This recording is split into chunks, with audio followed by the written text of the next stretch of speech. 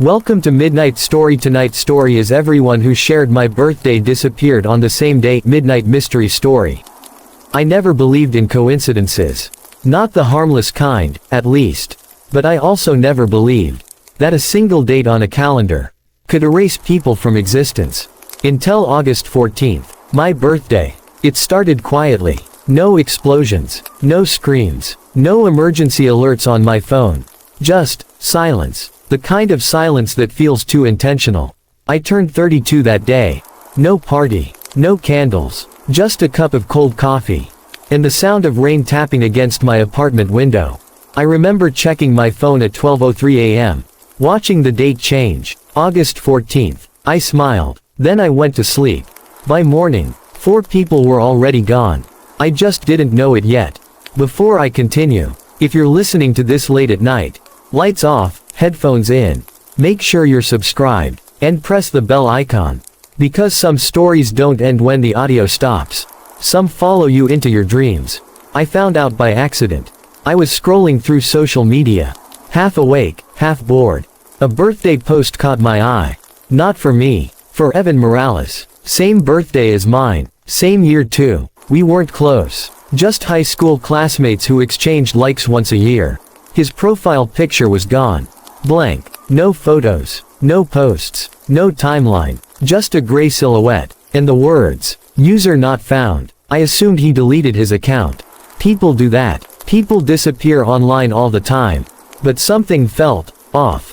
Curiosity is dangerous. I clicked another name, Lena Whitaker. Same birthday. I remembered because we used to joke about it in college. Her page didn't load. Not deleted. Not private. Just gone. My stomach tightened. I searched one more. Then another. 5 names. All born on August 14th. All unreachable. I told myself I was imagining patterns. The human brain loves patterns. It creates them when reality feels boring. Or when it feels terrifying. So I googled it. People born August 14th missing. Nothing. No news. No reports. No trending stories. Just horoscope pages, telling me I was emotionally intuitive and destined for transformation. I almost laughed. Then my phone rang. Unknown number. I didn't answer. It rang again and again. Finally, I picked up. Did you notice yet? A woman's voice. Quiet, shaky, like she was trying not to cry. Notice what? I asked. Silence. Then she whispered, "Everyone who shares our birthday." Her voice cracked. "They're gone." My mouth went dry. "Who is this?" "My name doesn't matter," she said. "But my sister was born August 14th. She didn't come home last night." I felt my knees weaken. "How did you get my number?" Another pause. Then, "Because you're next." The line went dead. I sat there for a long time. Phone still pressed to my ear. Listening to nothing. I checked the date again. August 14th. Only 9:41 a.m. The day wasn't even half over. I called my mother. She answered on the second ring. Relief washed over me. "Happy birthday," she said. Her voice was warm, normal, alive. "Mom," I said, trying to stay calm. "Do you know anyone else born today?" She hesitated. Then, "Why? Just tell me." Another pause. Longer this time. "There was a support group," she said slowly. "When you were born." My heart started pounding. "What kind of support group?" "For mothers," she said, "whose children were born on unusual dates." I laughed nervously. "Unusual how?" She lowered her voice. "Doctors never explained it properly. All of you were born within the same hour." My breath caught. "How many?" She exhaled. 37. The room felt smaller. The air heavier. "Mom," I whispered. "Where are they now?" She didn't answer. "Mom." Her voice trembled. "They started disappearing when you turned 18. The call cut off." I stared at my phone. No signal. Outside, the rain had stopped. The street below was empty. Too empty. That's when I noticed something carved into the wooden doorframe of my apartment. Something that had never been there before. A date. August 14th. And underneath it, 37 tally marks. One of them freshly scratched. And I realized something horrifying. This wasn't a random event. It was a countdown. And the worst part, I was starting to remember things I swear never happened. I didn't sleep that night. Not because I was afraid of dying, but because I was afraid.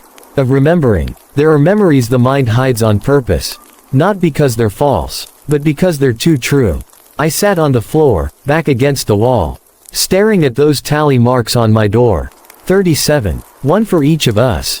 One already crossed out. I tried scraping them off. The wood wouldn't budge. It was like the marks weren't carved into the door, but into my memory. At exactly 2:17 a.m., my phone vibrated. No notification, no caller ID, just a vibration, like a heartbeat. Then a message appeared. Do you remember the room? My fingers trembled. I typed back, what room? The reply came instantly. The room where time stopped. And just like that, I remembered. The hospital room wasn't white. That's the first light people tell about hospitals. This one was yellow, dim, like old light bulbs that hum softly, even when no one spoke. 37 mothers, 37 beds, and one clock on the wall. Stopped at 2:14 a.m. I remember crying, not like a newborn, like someone who already understood something was wrong. I remember the doctors. They weren't panicked. They were precise, quiet, focused, like engineers. One of them held a clipboard. Another held a syringe. Another watched the clock. Still stopped. One of them said, "Good." Another replied, "We have a full hour." A full hour. An hour that never existed. They called it the hour gap. A tear in time. A moment where the world inhaled and forgot to exhale. 37 children born in a minute that stretched into eternity. They told our mothers, we were miracles. They told the government, we were statistical anomalies. They told themselves, we were necessary. I didn't understand it then, but I understand it now. We weren't born together. We were anchored together. At 2:14 a.m., something tried to enter our world. Something vast, something old, something that needed a doorway. And 37 human lives were used as hinges. I dropped my phone. My chest felt tight, like my lungs were remembering something. Before my brain did, another message appeared. They're waking up. Who? I typed. The ones who didn't disappear. My screen flickered. A video file started playing on its own. Grainy. Security footage. A man stood in a grocery store aisle. Frozen. Mid-step. Eyes wide. Not blinking. The timestamp read, August 14, 11:59 a.m. Then he moved. Suddenly. Violently. Like a puppet whose strings were yanked. He screamed. Not in pain. In recognition. I remember the hour. He shouted. I remember the hour. People ran. Cameras fell. The video cut. My phone buzzed again. That was Thomas. Born same minute as you. How many left? I typed. 3 dots appeared. Paused. Then, 6. 6 out of 37. My heartbeat echoed in my ears. Why now? I asked. This time, the response took longer. Because the anchor is weakening. What anchor? No reply. The lights in my apartment flickered. Just once. But it was enough. The clock on my wall stopped. 2:14 a.m. Even though it was afternoon. I felt it then. A pressure. Not on my body. On my existence. Like something was checking if I was still attached. Another memory surfaced. A doctor leaning over me. Whispering, you'll forget this. But when the time comes. His eyes met mine. You'll remember everything. My phone vibrated one last time. They're coming for the last anchor. I swallowed. Who is that? I typed. 3 dots. Gone. A knock echoed through my apartment. Slow. Deliberate. 3 times. I didn't move. The door handle turned, and a voice I hadn't heard in years spoke from the other side. My mother's voice, but colder, older. Happy birthday, she said. You were always the strongest. The knock stopped, not because whoever was outside left, but because they were waiting for me to understand. I stood frozen in the middle of my apartment. My clock still read 2:14 a.m. The same impossible minute, the same stolen hour. My mom died 3 years ago, I said, my voice barely working. Silence. Then the handle turned again. Slow. Careful. She never really left, the voice replied. She just finished her job. The door opened by itself. No force. No creak. Just permission. She stood there. My mother. But not the woman who raised me. This version looked hollow. Like something was wearing her shape. The way smoke wears the air. You were never supposed to remember this early, she said. I backed away. Remember what? She stepped inside. The door closed behind her. And the air shifted. Thicker. Older. That you were not born, she said softly. You were chosen. My knees gave out. I sat on the floor. 37 of us. 37 births. 37 anchors. The thing that came through at 2:14, she continued, doesn't understand time the way we do. It experiences everything at once. I felt tears running down my face. Then why are people disappearing? She knelt in front of me. Her eyes, my mother's eyes, were full of regret. Because the anchors are failing. She placed her hand over my chest. And suddenly, I felt them. 36 heartbeats, layered inside my own. Some faint, some already silent. When one anchor dies, she whispered, the thing pulls closer to our world. Then why am I still here? I asked. Her hand trembled. Because you were the center. The first, the strongest, the one born when the clock stopped. You weren't just holding it back, she said. You were communicating with it. My memories came flooding back. Dreams of standing in endless dark. A presence watching me, waiting, learning. It grew attached to you, she said.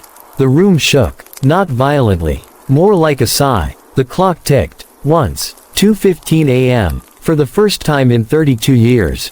Time moved forward. I screamed, not in fear, in understanding. If time moves, I said slowly.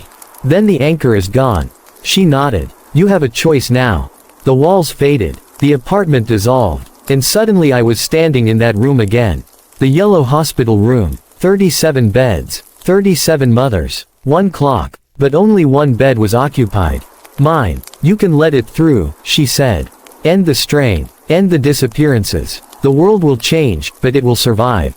And the other option. She looked away. You take its place. Silence. You become the anchor, she continued. Outside of time. Forever holding the door closed. I laughed weakly. That's not a choice. She met my eyes. It is. I thought of the missing people.